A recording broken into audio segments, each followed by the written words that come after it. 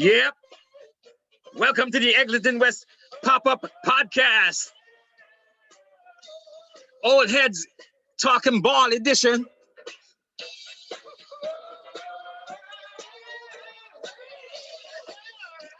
As usual, I have my man Michael Solomon, basketball Canadian legend, right here with me. Oh, yes. Michael, welcome to the thing, man. Let's get back into the groove. How you doing, man? The Raptors just won another game, two in a row. First time since February. Beat the Washington Wizards. Remember when they used to be called the Bullets? 103-101 with a super duper shot. Michael, and let me see if I can give you a little bit of what went down just now. If I can actually make this thing work, man. I want to show you that shot if I get an opportunity to, because well, you have some technological advancements happening on your side there.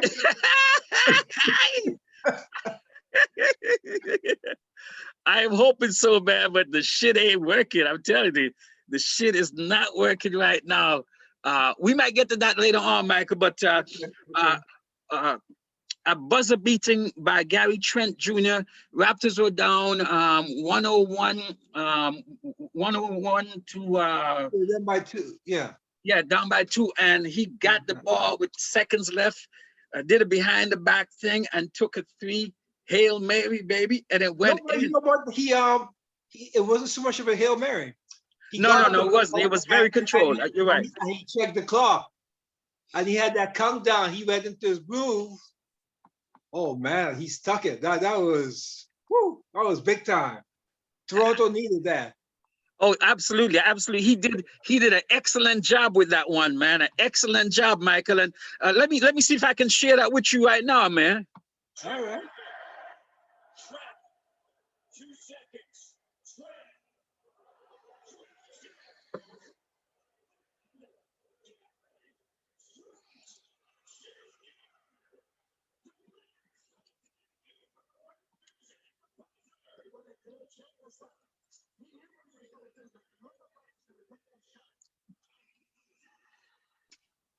At the very last moment.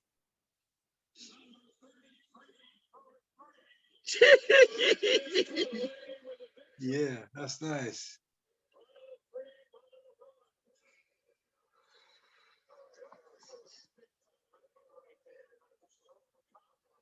Yeah, isn't that nice when you have a reason to celebrate, you know? Michael, Gary Trent Jr. won the game, at least in the buzzer beating. He had 31 minutes, 16 points, 2 rebounds, 2 assists. Twice he seemed hobbled. He got into stuff. He was limping at certain points in time. And he was quiet for a lot of the game, man. But that dude got some championship blood coursing through his vein, man. That dude is a stud in the making. Or is he half there already? Well, you know, you saw in that game, Russell Westbrook had just put them up, put Washington up, right? And he came down. He got the ball on the wing. There was a man in the corner, right? He looked the pass off and just took the shot. He was going to take that shot all along. That's how he is. Hey, sorry, Michael. Michael, is that me or you with stuff happening? What kind of stuff? Anyhow, he took the shot. But when it came down to the end of the game, he did the same thing. He was confident. He just made the last shot. Right? That's the best position to be in. And he went almost from the same spot. Knocked it down. That was nice. Are you hearing any music? Michael, are you hearing me clearly? I'm hearing you clearly, yes. Are you hearing any other thing? There's some little thing happening in the background, but it's not. Okay, I don't know what that is, man.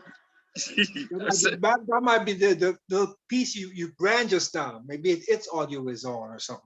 Yeah, it looks like it's still kind of going on. Yeah.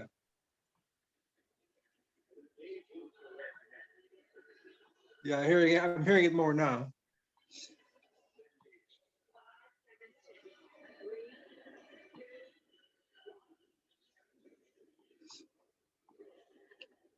Oh man, Michael. Oh, was that the music? That was the music, wasn't it? That was your little. That was the That music. was I think what happened is what I shared to you Uh-huh. with Gary Trent just now. Yeah, yeah. I can't seem to stop it. Oh, there it is. Oh man. You got it? I got it, Michael. You know what? Let's run with it. Let's run with it. As you were saying. Yeah. The boy Gary Trent came down. He made the shot before, right? He looked off the pass to the wing, took that jumper right after Westbrook put them up, put Washington up. And then when it came to that situation at the end of the game there, he was real comfortable because he just made the previous shot. And he went back to almost the same spot. With cold water in his veins, drained it. Because he's got that guy has championship pedigree, really. Confidence. I mean, the more games he play, I gotta say to you, the less I miss Norm. Even though I love Norm. Because the ceiling on this guy, I think, is way high. It is. It is. And he's only 22. Yep. Imagine that's the beauty of it. So that's, Masai has done another masterful job, we have to say, in that regard. Somebody has to stay, somebody got to go. So, but I think we came out good in this trade so far. We just have to complete so we can have a nice season. Everyone played so well today. The guys, they played together. Everybody contributed in every single way. Rebounds, assists, block shots. Look at Bouchard's line. 8-5 and 1. Two steals and 3 blocks. And he started out badly because he did 0. He was like 0 for 8 or something starting out. He was pretty lukewarm. But as time went on, he did the other things. You see, he was doing all the other things. Exactly. And that's the way it is straight down the line. Everyone on that roster tonight just did all the little things. And look, even the dude that Raptors fans love to criticize, Aaron Baines, came and did 10 points, 8 rebounds, 1 assist. He hit for 2 triples. I mean, if he had not, he missed 2. If he had hit all of his shots, that dude would have been like 15 to 20 points. But he was 44% from the field, 4 of 9, and 1 of 4 from 3. But what I liked about him is that he coming in, he gave it his all. Right, I'll take whatever he could give me, and he played well tonight. Yep, tonight he was absolutely well. And look, just to go through the scores. His passing was. I saw some nice passing touch from him. I didn't realize he could pass so well.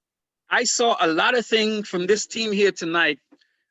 He went 1, 2, 3, 4, 5, 6, 7, 8, 9. The coach went 10 deep, which is just 1 less than the Wizards did.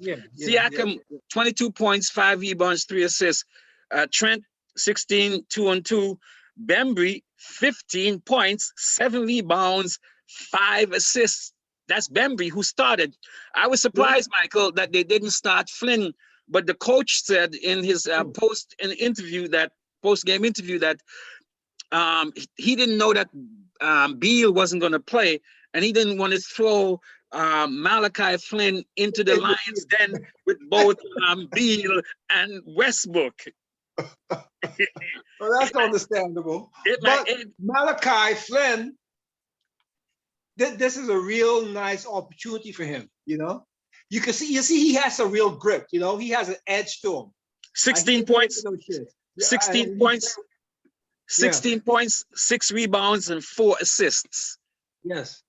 Excellent. Yeah, he has no quit in him. He keeps probing. He keeps trying.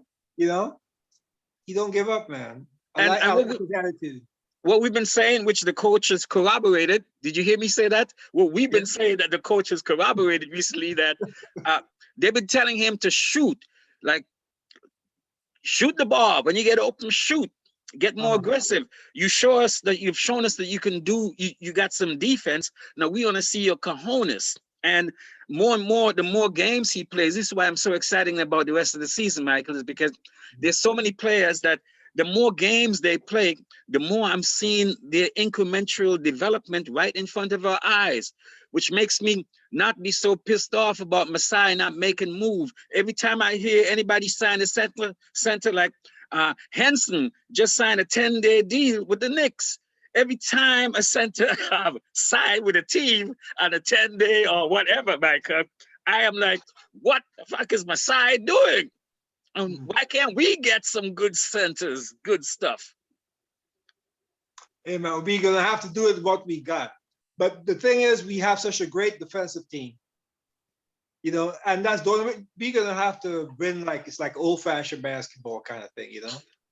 We have to hang our hat on the defense. And we have a few offensive weapons. Siakam is really becoming that his moves going to the basket now.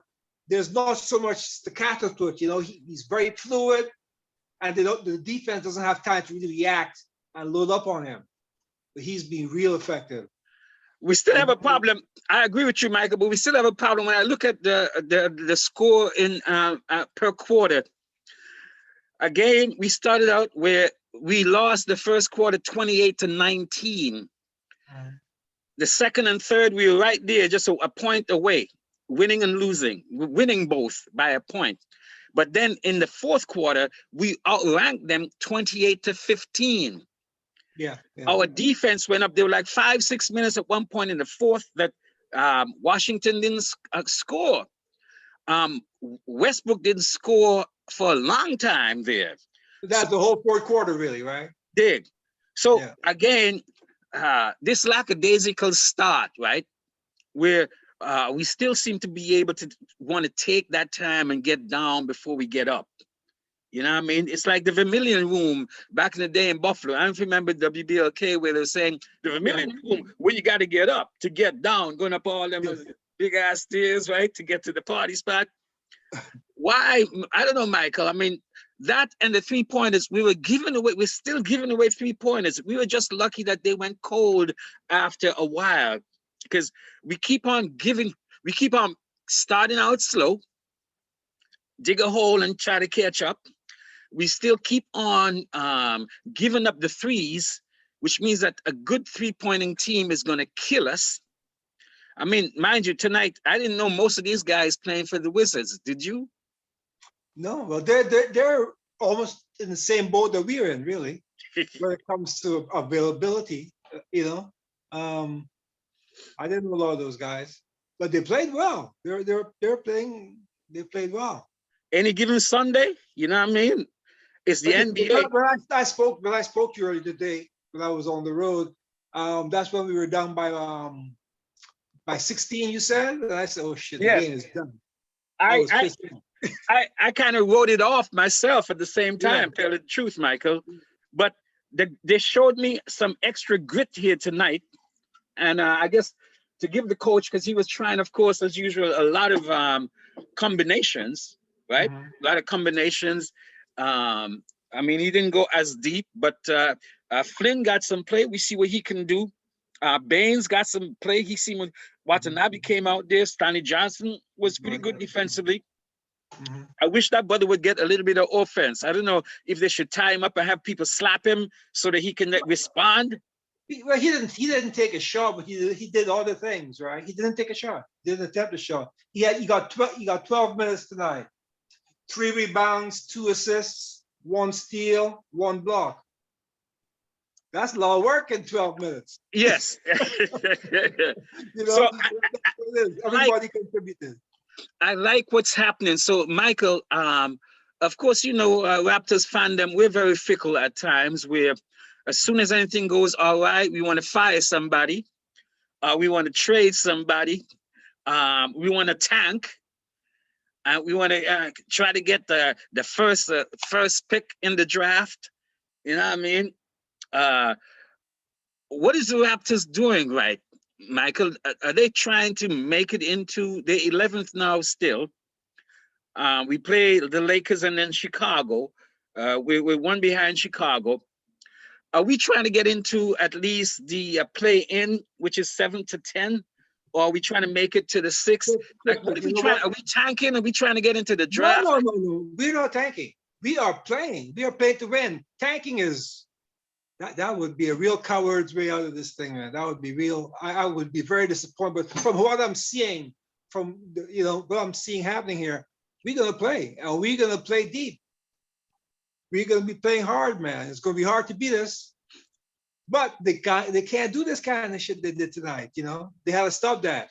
They've done it enough, and we see that we could come back, right? So why put ourselves in that position in the first place? Exactly, and to just like beat the teams you're supposed to beat, just beat them handily. But mind you, again though, we're without two of our best players, two of our starters actually, Lowry and Fred VanVleet. So and they didn't have Beal as well. So that's that kind of work. But again, it's like if you're able to grind it out, and this team is a grind out team, and they're regaining their confidence, and as Fred and Lowry would say, sit down on the bench, their swagger. You know what I mean? So there was a little bit of swag at the end there, especially. So I hope and wish for when we start out the game with that swagger and maintain it all the way through. But the one thing we have to realize here, even though we won in such dramatic fashion, it shouldn't have come down to that. Absolutely. Right? Because we had enough of a buffer. So you gotta play defense. You gotta play, man. You can't, you can't let up. Preach, baby, preach. Can't let up, man. You gotta keep going. Like the college game tonight. Baylor versus Gonzaga. Guys were aggressive as hell, man. Oh gosh, I mean, them Baylor guys did not let up, man. I'm like, can we draft that whole team, put them on the Raptors bench? You know what we gotta do? We gotta draft that attitude. Dig. Have them blaring in the locker room. Let them see what it's all about. Let them get back to their youthfulness. So from your experience as a basketball player for a number of years and been in situations like these, what is the coach saying to them now? I mean, because we hear him talking in his press conferences about trying to get certain combinations together. At one point he had said that Bembry and Paul Watson Jr. Flynn and Watson Jr. were two people he wanted to really get into his rotation, right? And he did that for a while before Watson Jr. was in health and safety protocol, and Flynn too, for that matter. What does a coach do now that, okay, you're steadying the ship, right? Things look like they were, the ship was sinking. Well, I don't think it's steadying. We just won 2 games. Yes. We're still playing like crap. But we won 2 games. So what do you say that's steadying? Well, what does coach do then in that still volatile situation papered over by the temporary bandage of a win when you've lost 13 of the last 15 or 13 of the last 13 of the last 16 or whatever? What does coach say to the players in terms of motivation going forward? We still have 20-something games left before the season ends. You know how it feels to be a champion. You know what it takes to be a champion. At all times, you have to pursue that attitude of being a champion, regardless of where you are in the standings. And that's how we're coming back into it. They're gonna have to win it. They're gonna have to show him that they are that exceptional to do exceptional things. OG Anunoby had 38 minutes tonight, Michael. 14 points, 6 rebounds, 2 assists. No blocks tonight. He usually gets blocks and steals. No blocks or steals tonight. But OG at one point was the only major player from the Raptors on the court. He was running things, and he reminded me of a hypersensitive Norm Powell, like a bull in the china shop. He was just, I know he's gotten physical in the paint, right? And that's one of his strengths coming up, but he was like a bull in a china shop at points tonight, Michael. What has OG got to do? Because I like that he's now upped his game where he's getting 10, 12, 14, anywhere between 10 and 20 points a game. He took 17 shots. Yeah. And that's good. You know, he shot 35%, but I like the fact that he took 17 shots. He felt that confidence and he went at it with that much confidence. So he's establishing himself as a scorer and a major contributor in scoring for Toronto. And I like that attitude. Let him keep doing that. He's not gonna shoot that poorly every game. He'll have some real great games, high percentage. But he takes his time. You know, what I noticed about OG, he doesn't he's not gonna extend himself beyond the safe zone. You know, like he's not gonna dive for a steal when, you know, when that might affect his health. You know, he'll take what he can get, stay healthy, stay within your limits. Know how far you can reach. And he stays within those limits. Michael, we had 1, 2, 3, 4, 5, 6 players in double figures, led by Siakam with 22. Let's talk about the Wizard for a moment. The Wizard had 1, 2, 3, 4, 5, 6 players in double figures, led by Westbrook with 23, with his 19th triple-double of the season. 23 points, 14 rebounds, 11 assists. That dude, I think, gets a bad rap. He's averaging a triple-double for the season, Michael. Russell Westbrook. What's the bad rap that they give Russell Westbrook? I think he's a hell of a phenomenal player. I don't know what it could be. I guess because he hasn't won a championship. They try to keep doing it. Oh, he didn't win. He didn't. The man is a phenomenal athlete, man. He is one of the best, most aggressive guards I've ever seen in the NBA. But we had a guard average a triple-double so many years. I mean, he's amazing. Dude was like, done. The police should be locking him up because tonight he was murdering us. In the early part of the game, I mean, Boucher had 2 blocks, 2 nice blocks on him. But beyond that, in some ways, he was just basically having his way in the paint. That dude can penetrate like a drill at times. Strong, fearless, a bit really anytime he's ready, but you could see he needed some help tonight. He couldn't do it all on his own. Dig. I mean, the surrounding cast was only so good, you know. So, but even still, he made sure everybody contributed on that team, right? Because he did everything. When a man that's leading you is doing everything, you gotta put up, man. Yeah, it's true. So, who else? I mean, so the team was missing Beal. Who else on Washington strike your fancy? Well, I didn't see enough of the game to really, you know. But I see they have some big guys there. Well, look, I gotta say to you, man. Well. But you know, the starting center, I think he's starting center, is a dude that we jettisoned from here, Alex Lynn. Lynn, yeah. He played well for them tonight.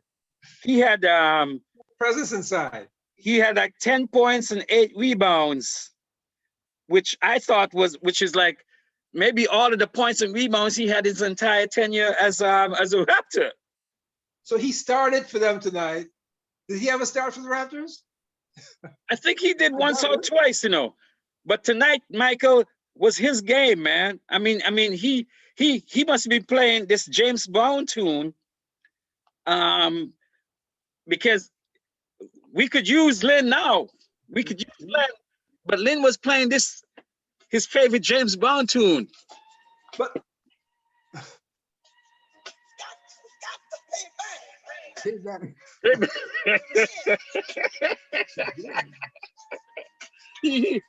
he was paying back tonight because we could use a dude who can do 10 and 8. But he was around though. The thing is, we have Serge back. I mean, Serge is a no. Serge wasn't here. Remember Serge? He came here with Baines, right? We got him and Baines like was supposed to replace. Baines came with Serge. I didn't notice Baines before. No, Baines and him came this season after Ibaka and Gasol left. So we got 2 cheap replacements.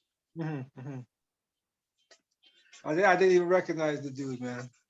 But he was there making like 10 points. I think he never scored more than like 2 or 3 points against the I mean, playing for the Raptors, and he damn nearly had a double-double, 10 points and 8 rebounds. But that just goes to show you get in the right situation, you get some floor time, you get to shine, you know. That's the thing with the NBA. You have to be with the right team, you know. You could be a great point guard, say, and you're on a team with two fantastic point guards that never get a chance to shine. And of course, Michael, playing your old team sometimes is a motivation that most cats would acknowledge, right? Always. Team that Always. says Yeah. bye bye, bye bye, bye bye to you, and you want to get back at them. That's the best way to do it. I even saw Norm after.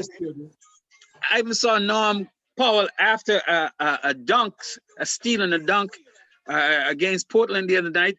Gave a steer running back up the court at the bench, man. Oh yeah, I remember that. Oh yeah, of course. I said, badass, baby. It's a big payback. You gotta have that attitude. You gotta have that. Absolutely. Take it all the way to the bank, man. Because we all, Michael, like James Bond says,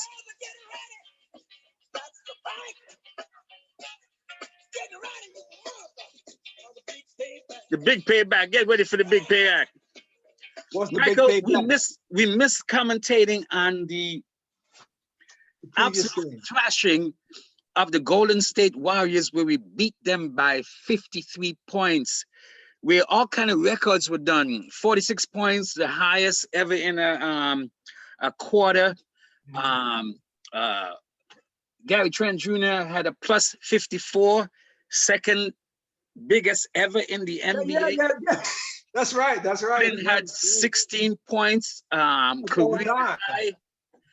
There were all kind of things going on that night there, man. And the greatest lead ever in beating a team, we took those guys and showed them. So, Michael, we've had some very sublime games. Like but this. you know what did that one lead to? It just led to this poor show tonight that we won by Hail Mary, you know? Mm-hmm. You know, and that can't be. We have to be able to take these great gains and build on them. We can't do something great here and then next game not bring even some of that with you, or, you know, improve in some other areas. We have to keep bringing those gains, man. But Michael, as critical as I am, I at the same time try to be realistic and sympathetic, right? Because we're going through a bunch of things. We've had a number of injuries and COVID, health and safety protocol, people out of game, left, right. We still got the people right now. We two of our starters, our best players, Fred VanVleet and Kyle Lowry are out. Certain guys have played and haven't played in and out of the thing. We haven't had our compliment, and we're not the only one, you know, so cry me a river, right?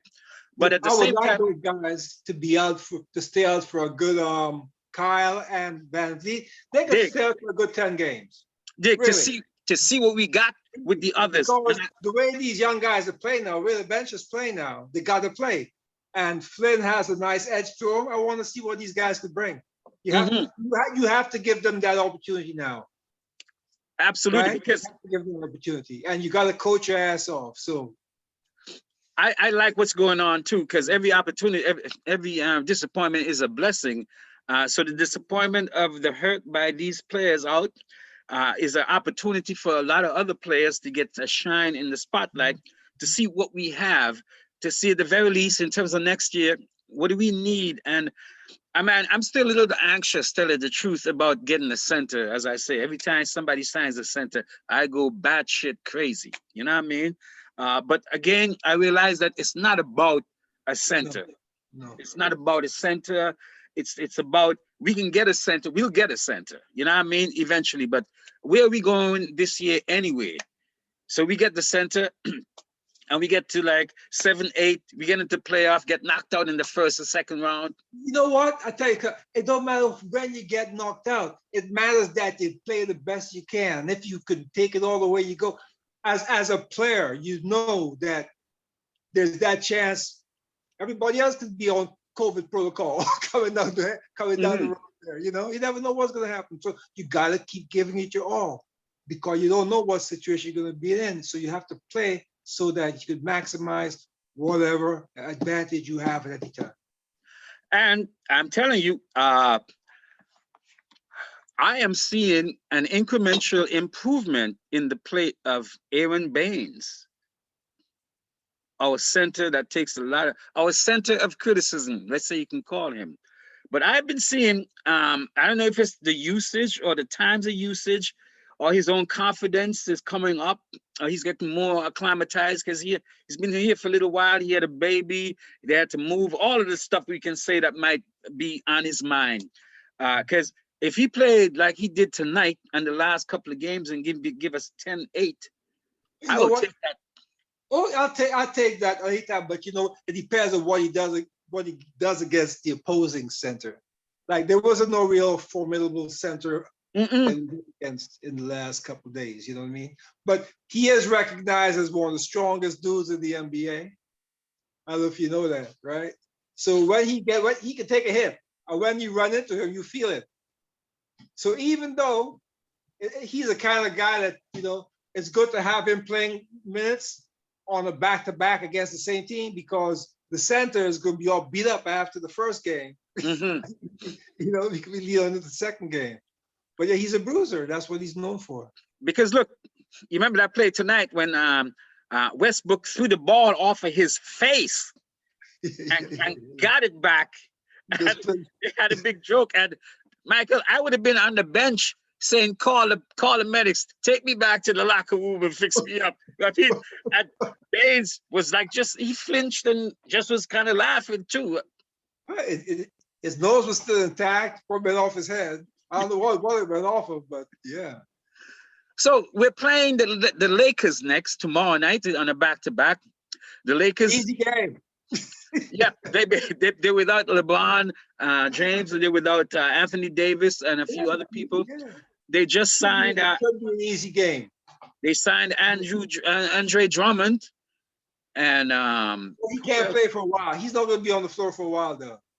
And they benched Gasol. They look like there's talk that they might cut. Gasol playing the other day. Played the last game, didn't he?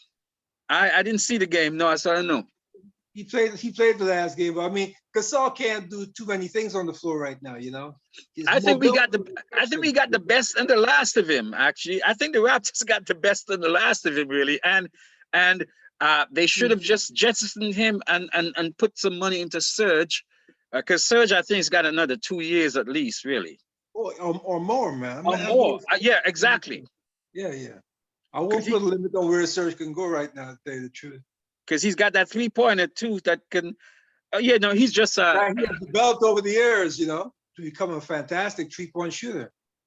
At times, leading the team in 3-point shooting, So the schedule is coming up. So as I say, we got the Lakers next, and then after the Lakers, we have Chicago, who's just won a game ahead of us. That's the big thing. At number 10.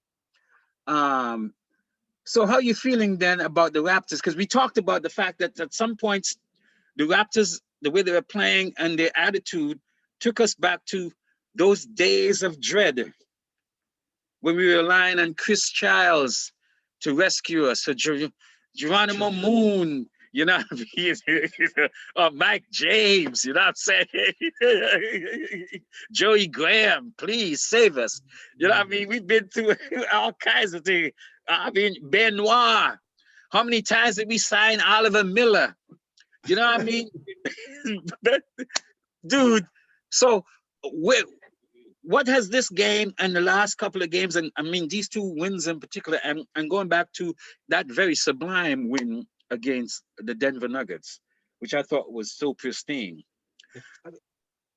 What does that show you about the Raptors in terms of regaining your confidence, or where are you at in terms of your confidence level with what you've seen with the team? With those 3 games that you just mentioned in mind, if you're a Raptor, you see that you can play like that at any one time. But in the last month, say you've played 2 games like that, you know that you have it in you. Dig. So for the players, that should be enough for them to put the pedal to the metal and compete and fight and play like champions, man. That's how I see it has to be. I think they can do that. You've also been very critical, like I have been, about of Night Nurse Nick, the Raptors coach. What has these 3 games you referenced, particularly tonight, and going back to the game that spectacular win against the Denver Nuggets? What are your current criticism and kudos to Night Nurse Nick, the Raptors coach? You better keep it up. You know, keep it up, man. Just keep those guys motivated. Let them know what they can do. What you got? Sometimes people need to be reminded of what they've achieved and that they can do more. You know, I guess he has to know how to be the psychiatrist to his team, man. It's his charges. They're his charges. Wow, Michael, excellent, man, excellent. I got to say, it's been a hell of a season so far, right? And it's not even over yet, and it's a truncated season. Like you're being through something now, huh? I'm being through something, I tell you. Man. I mean, I didn't know this kind of profession is so difficult. Man, tell you the truth, brother, I think I've lost about 2 years of my life expectancy this season, worrying about the Raptors and going up and down, and because you know how long it's taken me to say to myself, okay, cool, stop having cold sweat when you're sleeping, waking up suddenly. Messiah is not leaving. Messiah is leaving. Messiah is leaving. The sky is falling, right? That's like what you be having. I'm sure I'm not alone. So Messiah, Michael, Messiah still has not signed his contract, right? Which means that he is a free agent, right? And Yeah, he's our guy in charge of signing free agents, but he is we got to get him to sign him. Listen, from what I see, Messiah is moving, and I'll allow him to do that. But whatever Messiah does, hey man. Well, he's got a blank check, and even though I'm not the mayor and can't give him the key to the city, I will give him the key to my locker on Eglinton and Oakwood.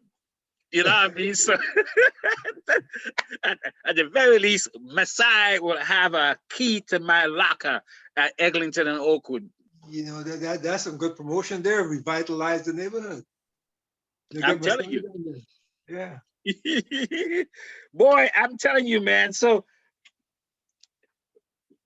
you've said, as we've said for a while, Michael, that I thought that it was a cinch that with all that was happening before the COVID stuff, that the Raptors would make it to the playoffs in terms of being in the between 4 and 6, 7 as 4 and 6, I would say, to me.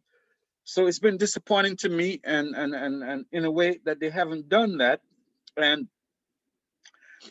I see them making moves. I'm not sure how they're going to get to that because they're still way behind the game, Michael. There's a lot of victories.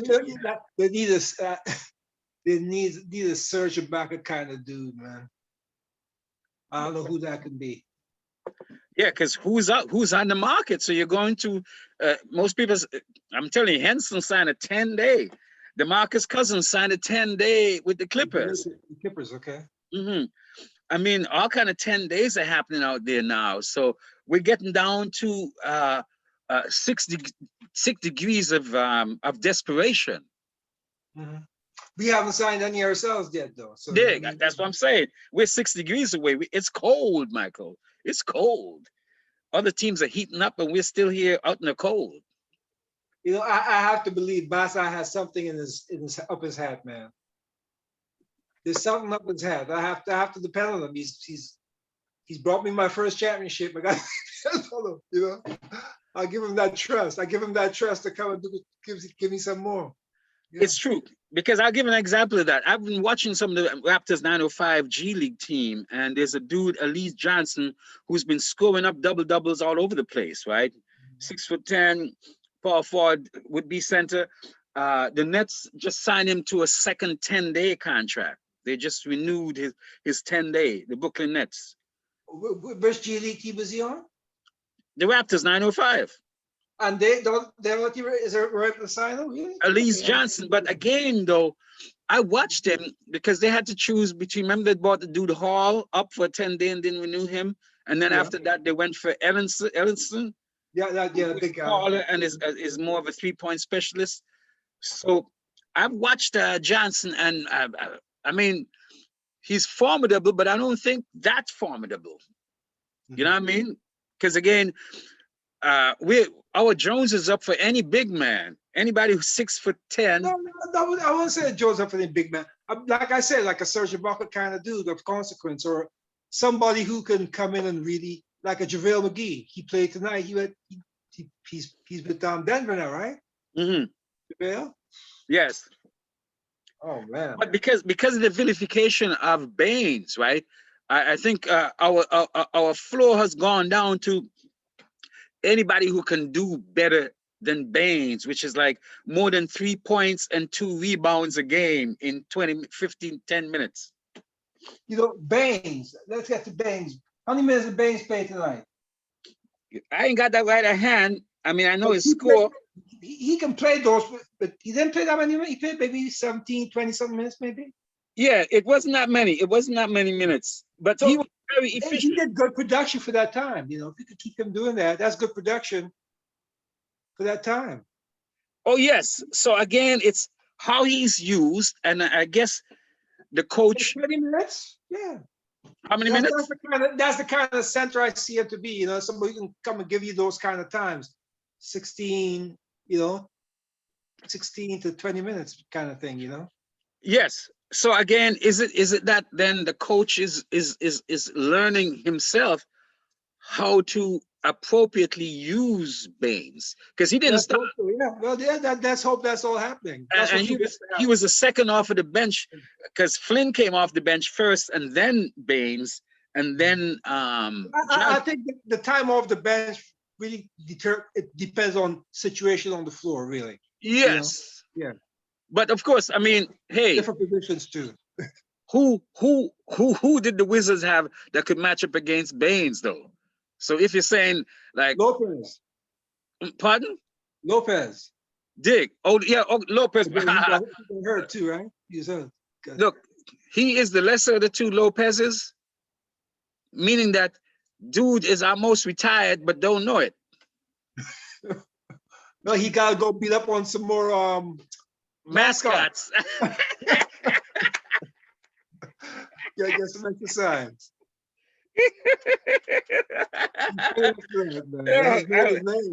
You know what? I love him for that though. I love him for that. Exactly. Big time fun. Yeah. Big time fun. That's what they call finding your niche, huh? Like these players who really find their niche and play it well. He found that social niche. Oh, absolutely, yeah. And because he also did some WWE thing, some wrestling too for a while there, right? He did some wrestling. With the mascots, yes. No, I mean actual in the ring wrestling. He did a couple matches, yes. Okay, that's cool. Michael, I know you're old schooler and you might recognize this tune that's playing underneath us here as we fade out into the next time around.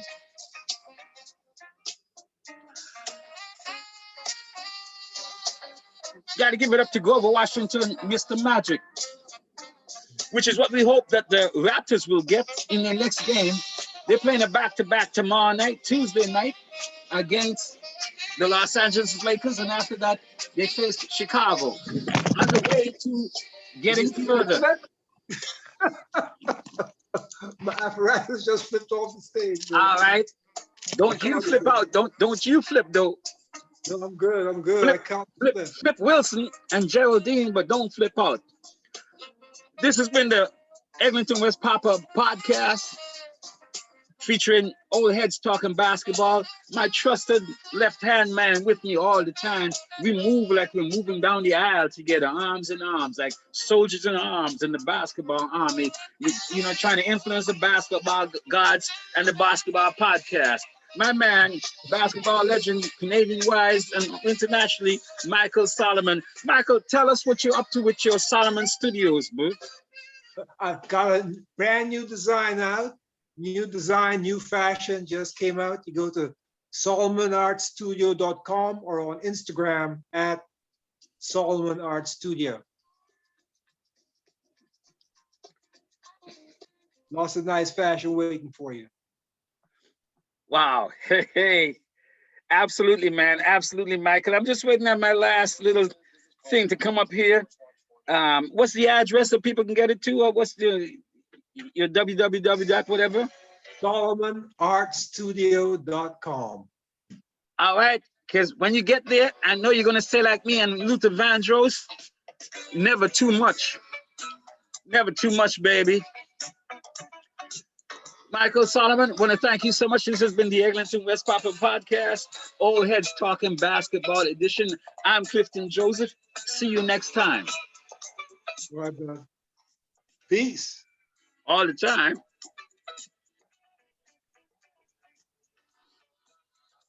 Oh. Hey, hey.